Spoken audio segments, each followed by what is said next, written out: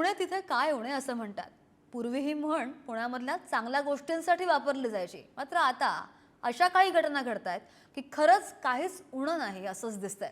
पुण्यामध्ये 2 आर्थिक फसवणुकीच्या घटना घडलेल्या आहेत आणि या दोन्ही घटनांमध्ये वासनेचा गैरफायदा घेऊन लुटलं गेलंय।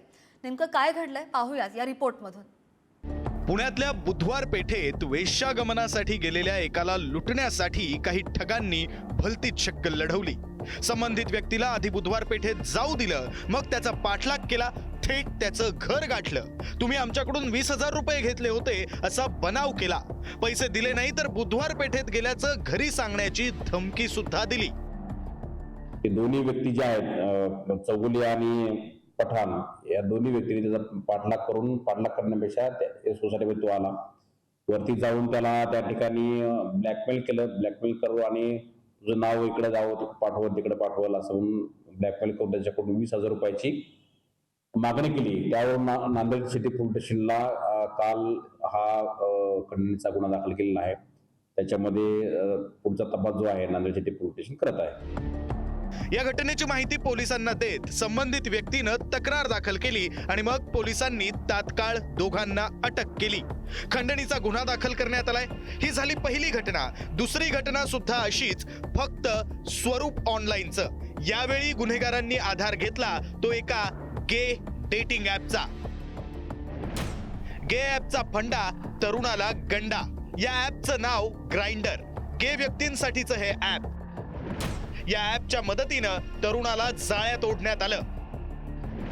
आरोपीनं पीडिताला भेटायला बोलवून कारमध्ये नेलं। कारमध्ये त्याचा अश्लील व्हिडिओ शूट केला। व्हिडिओ कुटुंबियांना पाठवण्याची धमकी देऊन 10,000ची खंडणी मागितली। नंतर मोबाईल हिसकावून गुगल पे आणि फोन पे वरून रक्कम ट्रान्सफर करून घेतली। या घटनेनंतर नांदेड सिटी पोलिसांनी रॉबिन उर्फ शुभम कांबळे याला अटक केली आहे। गुन्ह्यात वापरलेली कारही जप्त करण्यात आली। रॉबिनचा दुसरा साथीदार फरार आहे। रॉबिन उर्फ शुभम कांबळे आणि ओंकार मंडलिक दोन्ही राहणारे आहेत वडगाव बुद्रुक आणि नांदेड फाटा या ठिकाणी राहणार आहेत।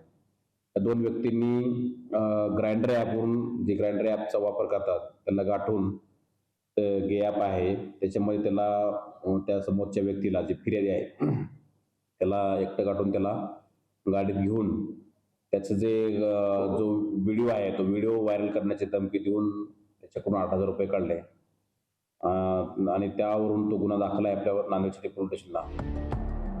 दोन्ही घटनांमध्ये साम्य आहे ते म्हणजे दोन्हीकडचे पीडित हे वासनेपायी या जाळ्यात अडकले।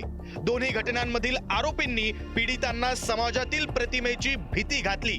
या अशा नवनव्या युक्त्या शोधून लोकांना लुटणाऱ्यांवर कायदा आणि प्रशासनाचा वचक बसणं गरजेचं आहे। ज्ञानेश्वर चौतमलसह विक्रांत शिंदे, पुढारी न्यूज।